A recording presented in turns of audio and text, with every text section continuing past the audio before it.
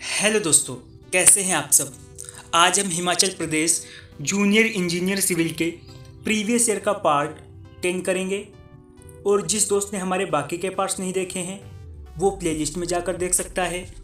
Please आप लोग video को पूरा देखिएगा। पहला क्वेश्चन है, a good brick when emerged in water bath for 24 hours should not absorb more than. यहाँ पर आपसे पूछा है, एक अच्छी ईंट को 24 घंटे के लिए जल कुंड में जब डुबाया जाता है तो उसमें पानी सोखने की क्षमता किससे ज़्यादा नहीं होनी चाहिए। ऑप्शंस आपको दे रखे हैं। उसके ड्राई वेट के 20% से ज़्यादा ना हो, या सेचुरेटेड वेट के 30% तक, ड्राई वेट के 10% तक, या सेचुरेटेड वेट के 20% तक। ऑप्शन ए आपका सही रहेगा, ड्राई वेट के 20% तक। और यहाँ पर कुछ बातें हम डीप और डिटेल में जानेंगे।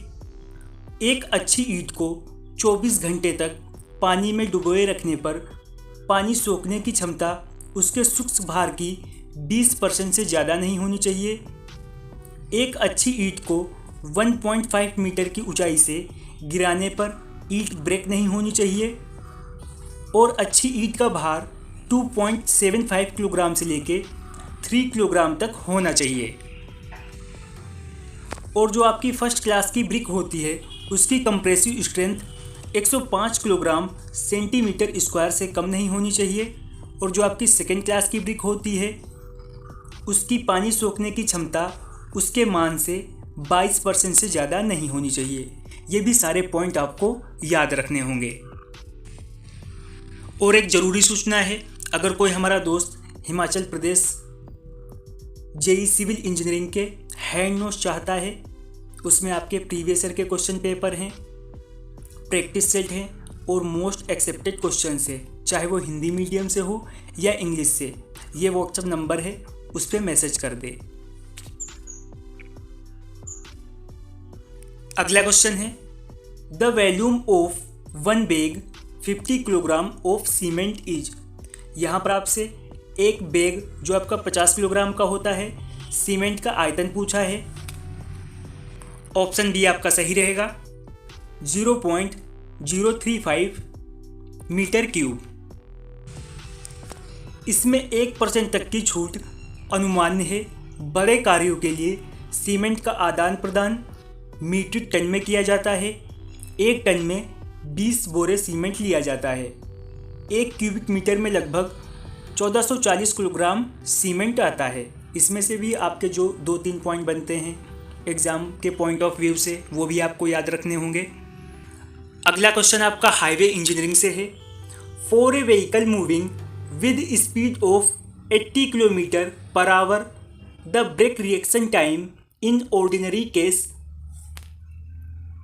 यहाँ पर पूछा है, 80 किलोमीटर प्रति घंटे की चाल से गतिमान एक वाहन के लिए सामान्य स्थिति में रिएक्शन टाइम कितना रहेगा। तो ये रहेगा 2.5 सेकेंड। ऑप्शन सी आपका सही रहेगा। अगला क्वेश्चन आपका सर्वे से है, size of A theodolite is specified by. यहाँ पर आपसे पूछा है कि थियोडोलाइट का साइज जो है कैसे स्पेसिफाई किया जाता है। विकल्प आपको दे रखे हैं, लोअर प्लेट के डायमीटर से, या अपर प्लेट के डायमीटर से, या टेलीस्कोप की लेंथ से, या डायमीटर ऑफ वर्टिकल सर्किल से।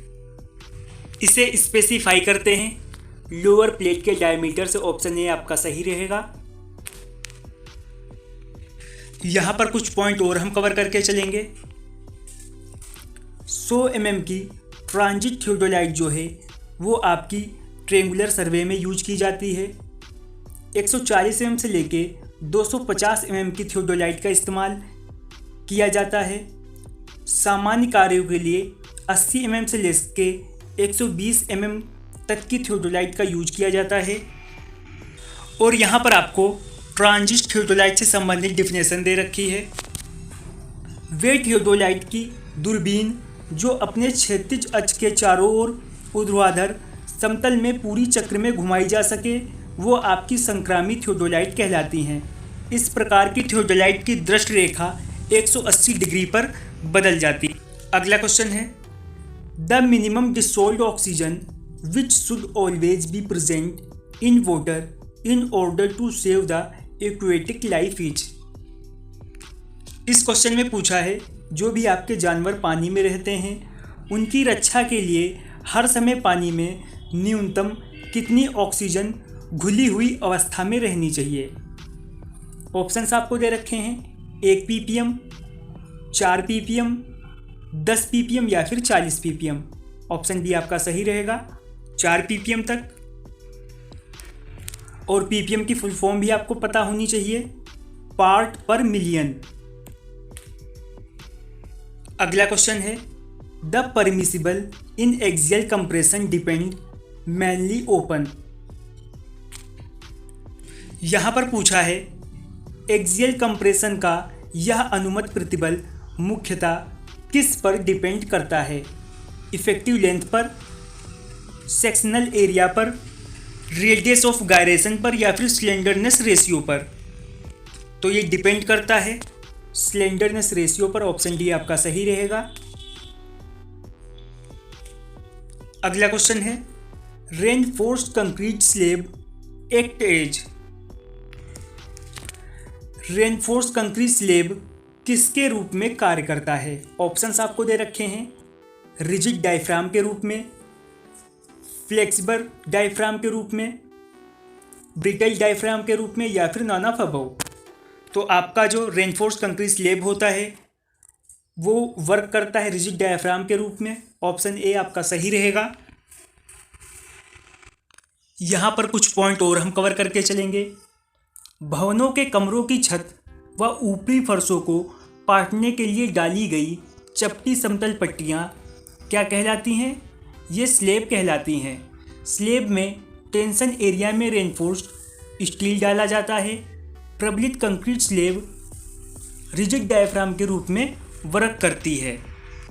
और यहाँ पर आपको कुछ रेनफोर्स्ड कंक्रीट स्लैब के टाइप दे रखे हैं, 1 way slab, 2 way slab, continuous slab, cantilever slab, circular slab और फ्लैट स्लैब। अगला क्वेश्चन है, in prestress member it is advisable to use. Prestress member में इसे यूज करने की सलाह दी जाती है। ऑप्शंस आपको दे रखे हैं, low strength concrete and high strength steel की सलाह दी जाती है। ऑप्शन डी आपका सही रहेगा, हाई स्ट्रेंथ की स्टील होनी चाहिए और हाई स्ट्रेंथ की कंक्रीट होनी चाहिए। प्री स्ट्रेस कंक्रीट में जो उच्च तन्य सामर्थ्य की स्टील वायर्स डाली जाती हैं उनकी चरम सामर्थ्य अल्टीमेट स्ट्रेंथ जो है 1750 न्यूटन mm स्क्वायर और उनका पराभव बिंदु 1260 न्यूटन mm स्क्वायर होता है। कंक्रीट की सिकुड़ने व मंद विरूपण के कारण विकृति जो होती है वो लगभग 0.003 के बराबर होती है। उच्च सामर्थ्य वाली कंक्रीट में जल सीमेंट अनुपात का मान न्यूनतम रखा जाता है। ये पॉइंट भी आपको सारे याद रखने होंगे। अगला क्वेश्चन है, property of soil by virtue of which loss in shear strength cause due to remoulding is recover with time is known as. मृदा की वह प्रॉपर्टी जिसके प्रभाव से रीमोल्डिंग के कारण हुई अपरूपण सामर्थ्य की हानि को समय के साथ दोबारा प्राप्त किया जा सकता है, उसे क्या कहते हैं। ऑप्शंस आपको दे रखे हैं, एक्टिविटी कहते हैं, सेंसिटिविटी कहते हैं, कोलैप्सिबिलिटी कहते हैं या फिर थिक्सोट्रोपी कहते हैं। ऑप्शन डी आपका सही रहेगा, इसे कहते हैं थिक्सोट्रोपी। फिर आपका लास्ट क्वेश्चन है, in a centrifugal pump the flow of water leaving the impeller is. यहाँ पर आपसे पूछा है, किसी सेंट्रीफ्यूगल पंप में इम्पेलर से निकलने वाले जल का प्रवाह कैसा होता है। ऑप्शंस आपको दे रखे हैं, रेडियल फ्लो होता है, रेक्टिलिनियर फ्लो होता है, सेंट्रीफ्यूगल फ्लो होता है या फिर फ्री वोर्टेक्स फ्लो होता है। तो ये होता है free vortex flow. Option D आपका सही रहेगा। तो आज हमने Himachal Pradesh junior engineer civil के प्रीवियस ईयर का पार्ट 10 कंप्लीट कर लिया है। अगर आपको वीडियो पसंद आई हो तो वीडियो को लाइक करें, वीडियो को शेयर करें और हमारे चैनल पर नए हैं तो चैनल को सब्सक्राइब करें।